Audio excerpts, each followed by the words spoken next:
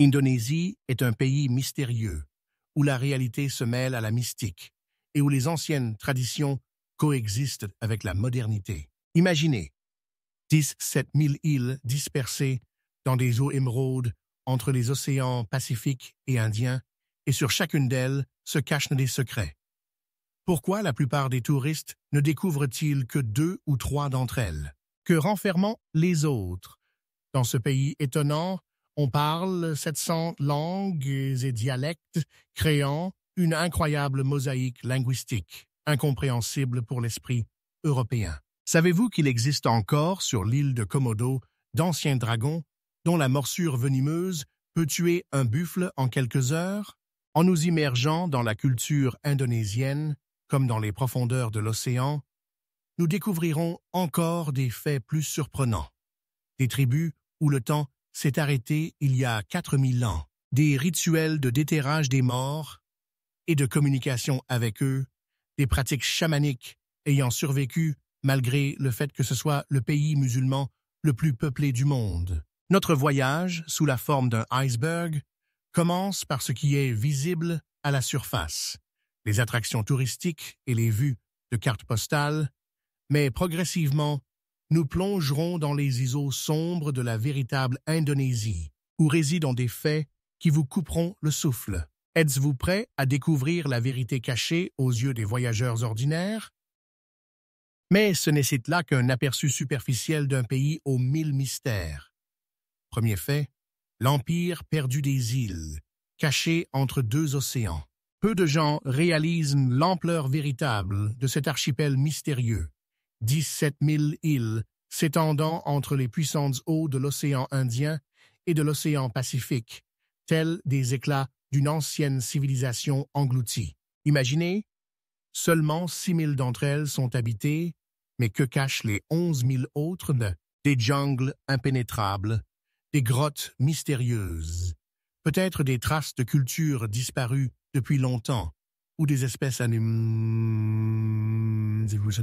inconnues de la science. L'Indonésie est véritablement un État colossal, s'étirant sur 5000 km d'ouest en est. Une telle distance équivaut à un voyage de Lisbonne à Moscou. Imaginez donc cette échelle incroyable. Chaque île recèle ses secrets, sa culture unique, sa langue et ses croyances. Certains chercheurs affirment que sur des îles éloignées, il existe encore des tribus qui n'ont jamais eu contact avec la civilisation moderne, vivant selon les lois établies par leurs ancêtres il y a des millénaires. D'autres parlent de cités perdues dans les jungles impénétrables des îles centrales, où le pied d'un Européen n'a jamais mis le pas. Les habitants racontent des légendes sur d'étranges lumières au-dessus des îles désertes, sur des sons mystérieux émanant des profondeurs des grottes, sur d'anciens temples apparaissant et disparaissant dans le brouillard. Pouvons-nous affirmer avec certitude que nous connaissons tous les mystères de cet immense archipel? Ou n'avons-nous effleuré que la surface de la plus profonde des énigmes nommée Indonésie? Deuxième fait, l'île des dieux, qui a conquis le cœur de millions de voyageurs. En s'enfonçant dans les mystères de l'archipel, il est impossible de ne pas prêter attention à Bali, cette précieuse perle dans la couronne de l'Indonésie, un véritable aimant pour les touristes du monde entier, particulièrement attrayant pour les Russes et les habitants de l'espace post-soviétique. Pourquoi cette petite île, qui n'occupe qu'un 200e de la superficie totale du pays, est-elle devenue le symbole du paradis indonésien? Les habitants l'appellent l'île des dieux et l'île des 1000 temples, et ces noms cachant l'essence profonde de la culture balinaise. Chaque kilomètre carré de cette terre bénie est imprégné de spiritualité. Des sanctuaires anciens surgissent comme par magie au milieu des rizières émeraudes. Des cérémonies mystérieuses se déroulent sur les rivages de l'océan Azur et des rituels énigmatiques sont célébrés à l'ombre des montagnes volcaniques. Étonnamment, pour de nombreux voyageurs, l'Indonésie et Bali sont devenus presque synonymes. Ils viennent ici pour des couchers de soleil magiques, des vagues si idéales pour le surf, et cette atmosphère insaisissable de sérénité, indescriptible par les mots, mais ressentie par quiconque posant le pied sur cette terre. Cependant, ces chercheurs de plages paradisiaques savent-ils que Bali n'est qu'une minuscule pièce d'un immense puzzle qu'est l'archipel indonésien? Que derrière cette île, habitée par les touristes, s'étend un monde entier de merveilles inexplorées et de mystères non résolus. Certains chercheurs affirment que la véritable et authentique Indonésie commence là où se terminent les sentiers touristiques battus, et que Bali, malgré toute sa beauté et sa spiritualité, n'est qu'une porte entr'ouverte sur un labyrinthe infini de mystères d'un pays ancien. Que se cache donc derrière cette porte, dans les profondeurs de l'archipel, où rare est le pas d'un touriste ordinaire? Fait 3. L'anneau de feu des mystères et des cendres. En plongeant plus profondément dans les secrets cachés de l'archipel, nous sommes confrontés à l'un des aspects les plus fascinants et en même temps effrayants de l'Indonésie. C'est une terre qui respire littéralement le feu. Plus de 150 volcans actifs perçant le ciel de leurs majestueux cônes, représentant 17% de tous les volcans actifs de la planète. Comment un pays vivant sur une poudrière a-t-il pu créer une culture si riche et raffinée? Les habitants vivent depuis des siècles à l'ombre de ces géants cracheurs de feu, construisant leur vision du monde autour de la force imprévisible de la nature. Mais saviez-vous que c'est ici, sur l'île de Sumbawa, qu'a eu lieu l'éruption la plus catastrophique de l'histoire moderne de l'humanité? En 1815, le volcan Tambora s'est réveillé d'un long sommeil, projetant dans l'atmosphère une quantité de cendres et de gaz telle qu'elle a conduit à un refroidissement global et à un phénomène connu sous le nom de « année sans été ». Les champs d'Europe et d'Amérique du Nord se sont couverts de givre en plein juillet.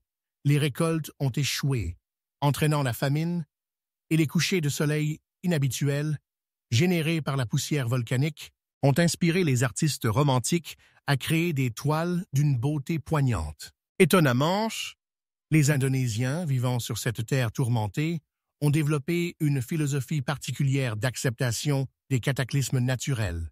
Ils ne luttent pas contre les volcans, mais les vénèrent comme une manifestation des forces divines. Les archéologues découvrent des traces d'anciennes colonies qui renaissaient encore et encore après des éruptions dévastatrices, tel le phénix sortant des cendres. Les agriculteurs locaux apprécient le sol volcanique pour sa fertilité incroyable, tandis que les chamans et les leaders spirituels interprètent chaque mouvement de la Terre comme un message du monde des esprits. Certains chercheurs estiment que cette vie constante, au bord de la catastrophe, a forgé un caractère unique chez les Indonésiens, calme, contemplatif, acceptant l'inévitabilité du changement. Mais pouvons-nous, nous, les hommes de la civilisation moderne, vraiment comprendre la vision du monde d'un peuple pour qui l'Apocalypse n'est pas un concept abstrait des livres sacrés, mais une possibilité réelle, tapie sous leurs pieds? Fait 4e, une mosaïque spirituelle sous le couvert de l'islam. En plongeant dans les profondeurs culturelles de l'Indonésie, nous découvrons un paradoxe étonnant. Ce pays abrite plus de 230 millions de musulmans, ce qui en fait la plus grande nation islamique de la planète. Cependant, l'islam indonésien semble exister dans une réalité parallèle par rapport à ses homologues du Moyen-Orient. Comment une religion née dans les sables de la péninsule arabique a-t-elle pu s'entrelacer si organiquement avec les anciennes croyances animistes de l'archipel? Dans les cours ombragés des mosquées javanaises, on peut observer des rituels qui laisseraient perplexes les théologiens orthodoxes, des offrandes aux esprits de la nature, des danses mystiques et des cérémonies ancrées dans l'ère pré-islamique. Les imams locaux parlent des djinns et des créatures invisibles avec la même gravité que les préceptes du Coran. Ce syncrétisme étonnant a donné naissance à un phénomène que les anthropologues appellent l'islam insulaire, doux, tolérant, ayant absorbé des éléments de l'hindouisme, du bouddhisme et des anciens cultes polynésiens. Sur l'île de Java existe une tradition remarquable. Avant des événements importants, les musulmans visitent les tombes de leurs ancêtres, y laissant des fleurs et des encens pour obtenir le soutien des générations passées. Dans certains villages reculés, des chamans, connus sous le nom de dukun, pratiquent une magie ancienne, utilisant des incantations mêlant l'arabe et les langues locales. Les chercheurs, en tradition religieuse, s'efforcent depuis des décennies de percer ce mystère.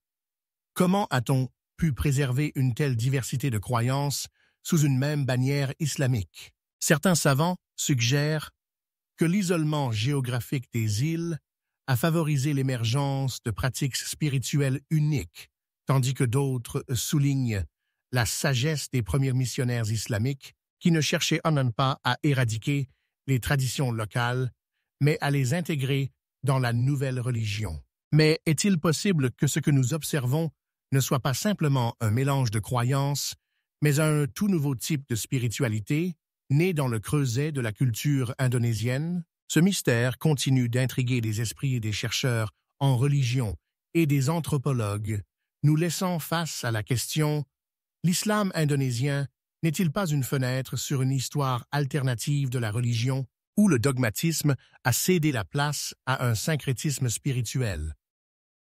Fait 5. Richesse linguistique ou extinction des langues. En plongeant dans l'univers unique de l'Indonésie, nous ne pouvons ignorer sa diversité linguistique incroyable. Ce pays, qui s'étend sur plus de 17 000 îles, peut se vanter de posséder plus de 700 langues et dialectes, chacun portant en lui une culture et une histoire uniques. La langue officielle de l'Indonésie est l'indonésien, ou Bahasa Indonesia, qui a été développé artificiellement pour unifier les peuples et tribus disparates du pays. Mais comment des communautés linguistiques si différentes ont-elles pu trouver un langage commun pour communiquer entre elles? Et que va-t-il advenir de ces nombreuses petites langues menacées d'extinction? Chaque île d'Indonésie peut parler sa propre langue, ce qui crée une richesse incroyable, mais en même temps une triste réalité, des langues qui, pendant des siècles, ont été transmises de génération en génération, disparaissent progressivement. Les habitants, en préservant leurs traditions linguistiques, font face à la nécessité de s'adapter à la mondialisation et à l'influence de langues plus répandues. Quel est donc l'impact sur la culture et l'identité des petits peuples? Certains chercheurs affirment que l'extinction des langues entraîne la perte de vision du monde et de traditions uniques qui étaient encapsulées dans ces langues. D'un autre côté, certains groupes linguistiques tentent de préserver leur langue à travers des programmes éducatifs et des initiatives culturelles. Mais est-il possible de faire revivre une langue lorsque ses locuteurs deviennent de moins en moins nombreux? Cela soulève une question inquiétante sur ce qui adviendra de l'héritage linguistique de l'Indonésie dans le futur. Nous sommes à l'aube d'une époque où la carte linguistique du pays pourrait changer à jamais.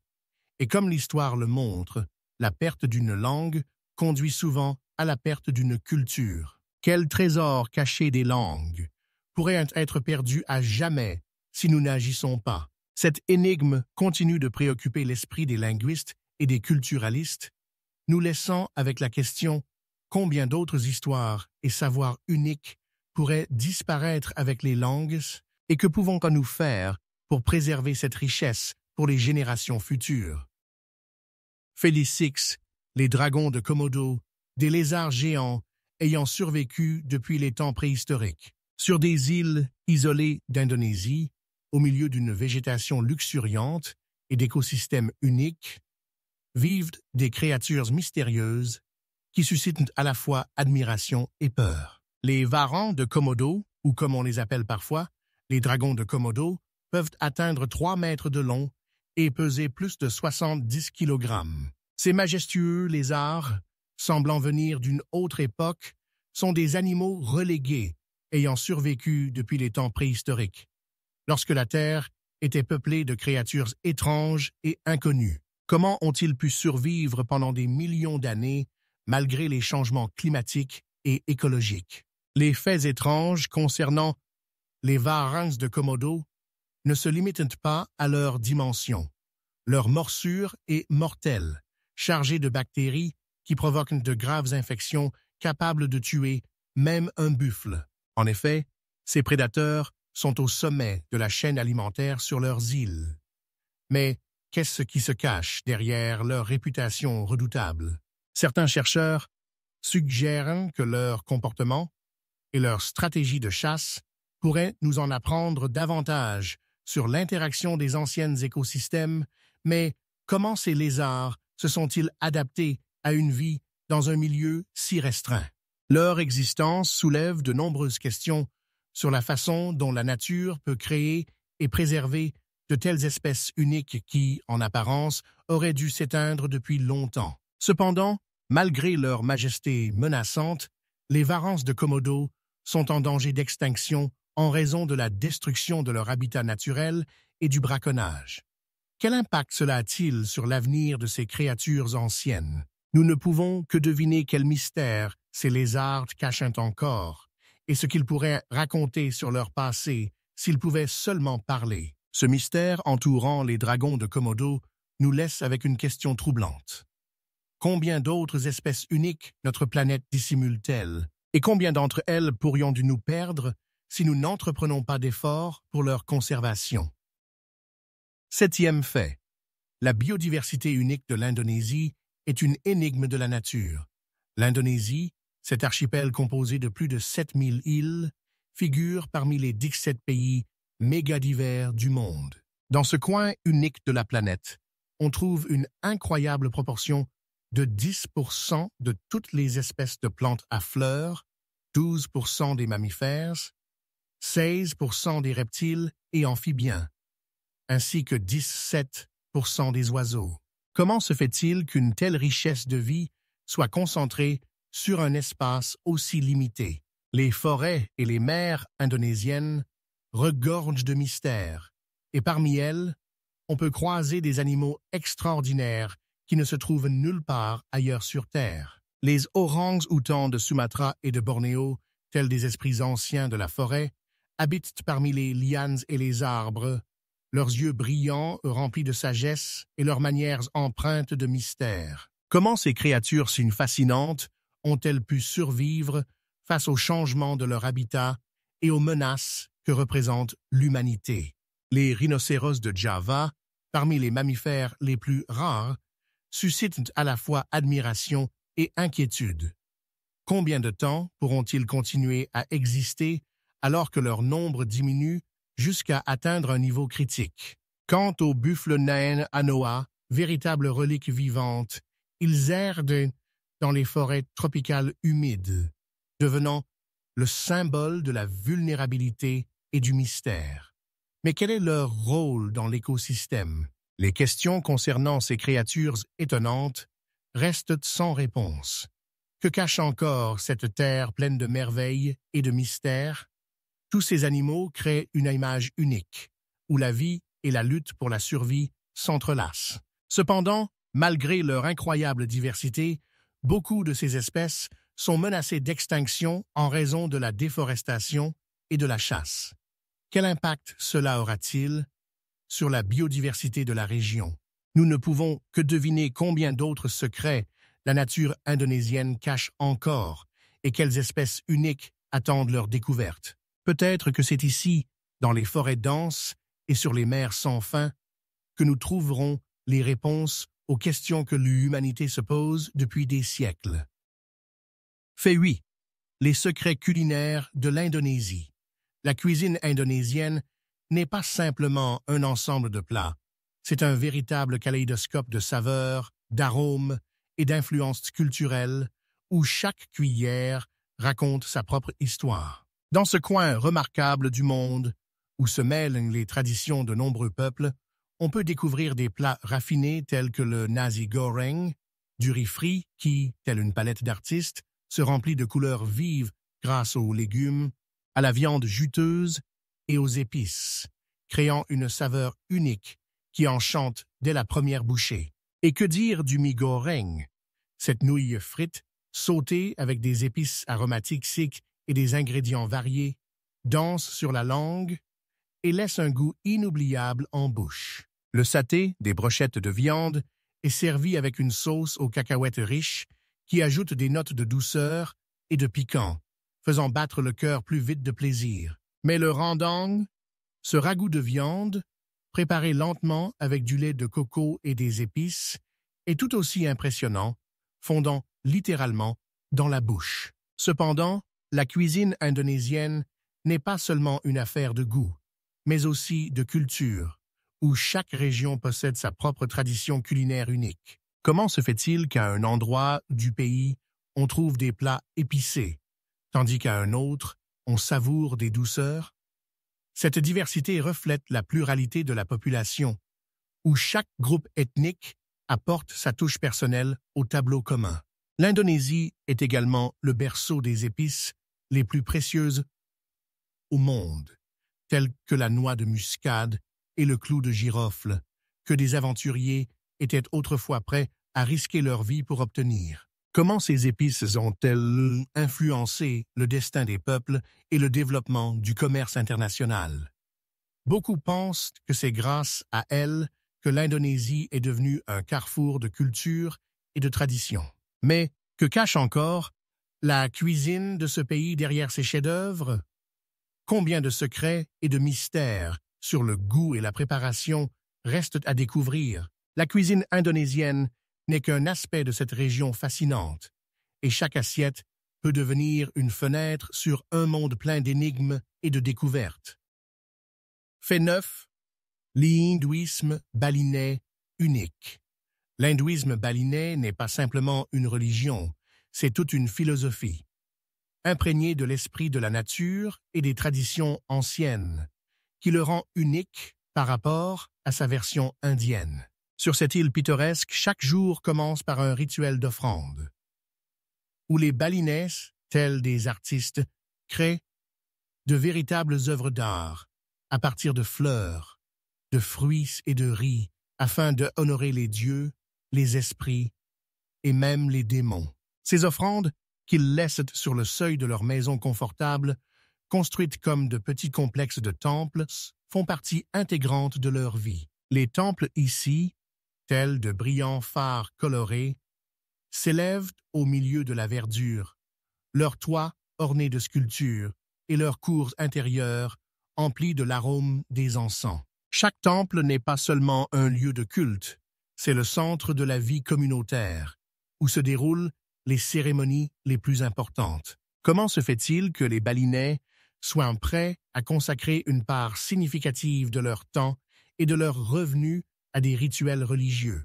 Peut-être est-ce lié à leur conviction profonde que l'harmonie avec la nature et le respect des esprits et des ancêtres assurent bien-être et prospérité. Chaque fête ici n'est pas simplement un événement, mais une véritable féerie de couleurs et de sons, où danse, musique et offrandes rituelles créent une atmosphère pleine de mystique et d'anciennes coutumes. Mais ce n'est pas le seul mystère qui se cache derrière l'hindouisme balinais. Quelle est la véritable nature de ces pratiques spirituelles et comment influencent-elles la vie quotidienne des Balinais? Combien de secrets recèle chaque cérémonie, chaque rituel, chaque prière prononcée sur cette île sacrée? L'hindouisme balinais n'est qu'un des multiples aspects de la culture unique de cette région, et peut-être que d'autres découvertes, au-delà de l'horizon, nous attendent, prêtes à transformer notre compréhension de la religion et de la spiritualité. Fait 10. La tradition unique de Manene chez les Toraja. Sur les pentes verdoyantes de l'île de Sulawesi, au milieu de montagnes majestueuses et de forêts tropicales, se trouve le peuple Toraja, réputé pour sa tradition unique et mystérieuse, appelée Manene. Tous les quelques années, lorsque vient le moment d'effectuer ce rituel singulier, les membres de la communauté se rassemblent dans leur village, se préparant pour un événement qui suscite à la fois crainte et vénération. Ils déternent les corps de leurs proches décédés pour les vêtir de nouveaux habits, comme s'ils se préparaient à un voyage important. Ce processus, de manière étonnante, n'est pas perçu comme un acte d'adieu, mais plutôt comme un moyen de maintenir le lien avec ceux qui sont partis. Pour les Toraja, la mort n'est pas une fin, mais un processus prolongé où chaque geste est empreint d'une signification profonde et d'un respect envers les ancêtres. Comment se fait-il que de tels rites, empreints de mystique et de symbolisme, deviennent une partie intégrante de la vie quotidienne de ce peuple? Entre les mains des Toraja, les morts ne sont pas oubliés, mais deviennent des participants vivants de leur culture, avec qui ils continuent d'interagir, partageant joies et peines. En habillant leurs ancêtres de tenues éclatantes et belles, ils leur redonnent vie, ne serait-ce que pour un bref instant. Cela symbolise non seulement le respect, mais aussi le désir de préserver la mémoire de ceux qui ont fait partie de leur existence. Au cours du Manene, la musique, les danses et même des mets sont préparés pour les invités. Mais qu'est-ce qui pousse ces gens à entretenir une telle proximité avec les morts? Quel rôle ces rituels jouaient-ils dans leur conception de la vie et de la mort? Peut-être y a-t-il là quelque chose de plus profond qu'une simple tradition, un moyen de créer une unité entre les générations, où chaque moment de la vie, même après la mort, a son importance. Mais derrière cette tradition se cachent encore des mystères plus profonds qui attendent d'être révélés. Quels sont les secrets transmis de génération en génération? Et quels autres rituels insolites pourraient en exister dans les profondeurs d'autres cultures attendant d'être découverts? Fait 11e. L'énigme des tatouages des Mentawai. Sur des îles reculées au large des côtes de Sumatra, au milieu des jungles verdoyantes et des récifs coralliens éclatants, vit une tribu appelée Mentawai. Ces personnes vivent en harmonie avec la nature, leur vie étant imprégnée de profondes traditions et de pratiques spirituelles. L'une des caractéristiques les plus étonnantes des Mentawai réside dans leurs tatouages, qui couvrent les corps des hommes et des femmes comme des motifs complexes, racontant des histoires de vie et d'esprit. Pour eux, les tatouages ne sont pas de simples ornements, mais un acte sacré qui aide à préserver l'âme dans le corps. Chaque ligne, chaque symbole a sa signification, portant en eux une puissante énergie qui relie l'individu à ses ancêtres et au monde environnant. Les tatouages sont réalisés à la main avec des colorants naturels et des outils, rendant chaque œuvre unique, semblable à un flocon de neige. Les Mentawai croient que si un tatouage est réalisé correctement, il embellira non seulement le corps, mais protégera également contre les esprits malins, ce qui est particulièrement important dans leurs croyances. Mais ce ne sont pas seulement les tatouages qui fascinent. Les hommes aiguisent leurs dents en pointe, symbolisant leur courage et leur volonté de protéger leurs proches. Ces coutumes, malgré la pression du monde moderne et l'influence de la culture extérieure, continuent d'être préservées.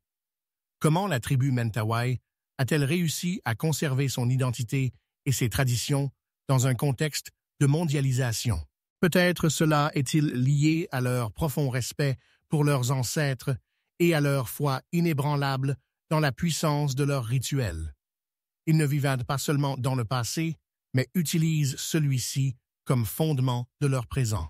Mais que se passe-t-il lorsque la jeune génération commence à douter de ces traditions? Parviendront-ils à transmettre leurs connaissances et leurs coutumes aux générations futures, ou bien les ombres des technologies modernes obscurciront-elles leur culture unique? Dans ce contexte, nous nous posons à nouveau la question: combien d'autres énigmes et traditions sont encore dissimulées dans les profondeurs d'autres tribus attendant leur découverte? Fait 12e.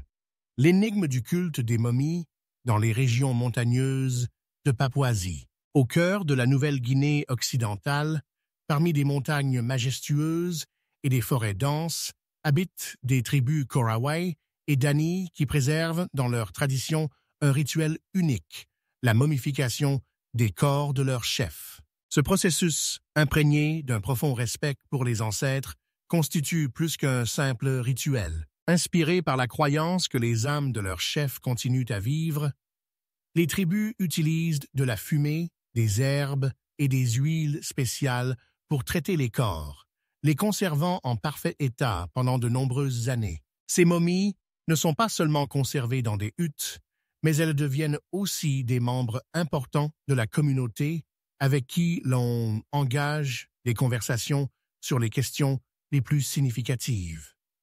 Comment cela est-il possible? Comment les morts peuvent-ils faire partie d'une culture vivante? Ces momies, entourées d'un voile de mystique, incarnant le lien entre le passé et le présent, entre le monde des vivants et le monde des morts. Chaque fois que la tribu se réunit pour prendre une décision importante, elle se tourne vers les momies comme des conseillers, espérant en tirer sagesse et protection. Il n'est pas rare d'entendre les anciens murmurer leurs prières, croyant que les esprits des chefs sont encore capables d'influencer le cours des événements. Cette pratique, préservée à travers de nombreuses générations, nous interroge. Que se passe-t-il avec une culture lorsque les coutumes commencent à changer? Comment la société moderne perçoit-elle ces anciennes traditions? Peut-être que c'est dans ce contexte que se cache la réponse à de nombreuses énigmes liées aux rituels en voie de disparition et aux croyances oubliées. Et en effet, combien d'autres mystères non résolus demeurent cachés dans d'autres coins du monde, attendant leur heure pour être révélés. Fait 13e.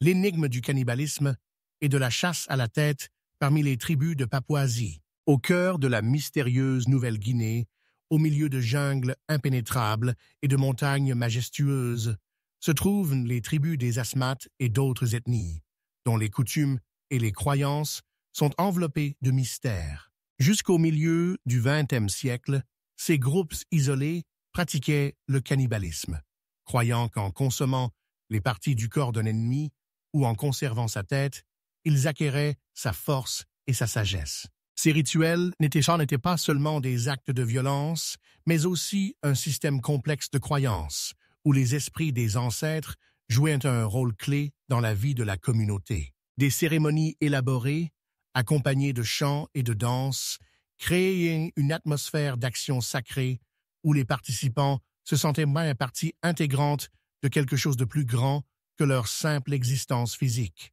Cependant, avec l'arrivée des forces coloniales et de la modernité, ces pratiques ont été officiellement interdites et de nombreuses tribus ont commencé à renoncer à leurs coutumes traditionnelles. Mais que se passerait-il si ces rituels existaient encore sous une forme cachée, se transformant en pratiques dont seul un cercle restreint de privilégiés aurait connaissance? Quelle force ces anciennes pratiques conservent-elles dans l'esprit des tribus modernes? Il se pourrait que certains groupes isolés croient encore qu'en préservant les reliques de leurs ennemis, ils peuvent accéder à leur connaissance et à leur puissance. Cela soulève des questions restées sans réponse. Quelle est la véritable nature de ces rituels? Et comment influencent-ils l'identité des peuples qui étaient autrefois connus pour leur cannibalisme? Bien que les sources officielles affirment un abandon total de telles coutumes, certains habitants continuent de murmurer sur des rituels secrets se déroulant au cœur des jungles, où les anciennes traditions pourraient encore trouver leur place. Mais ce n'est pas la seule énigme. Quels autres mystères demeurent enfouis dans les profondeurs de la Papouasie, attendant d'être révélés? Fait 14e. Le coup d'État sanglant et les meurtres massifs en Indonésie.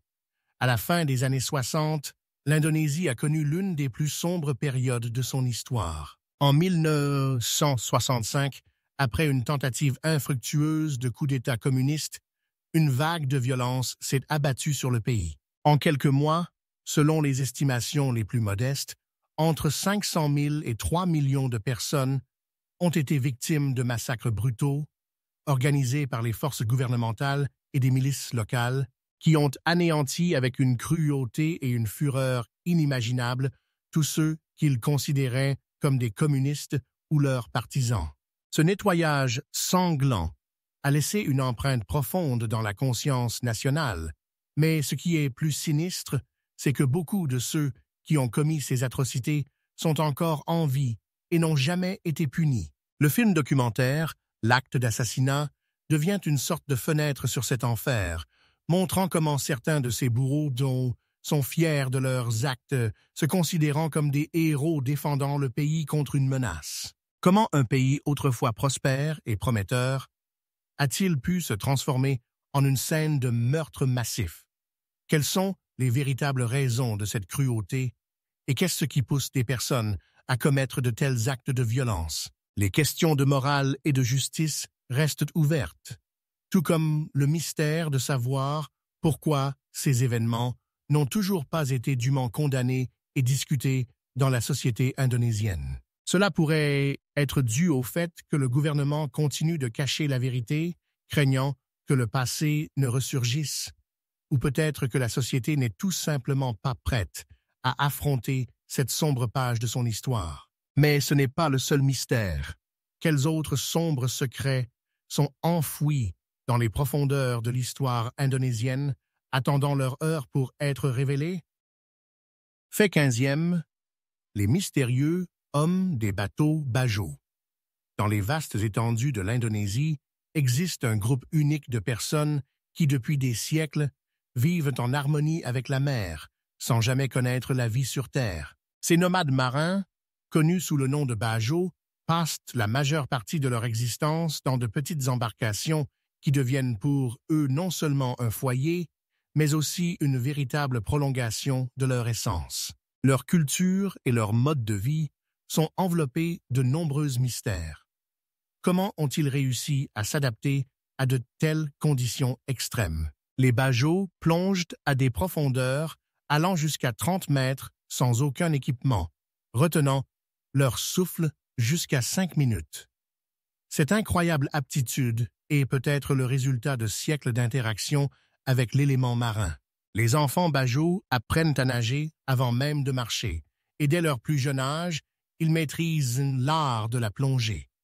Mais quelle est la nature de ces adaptations physiologiques uniques?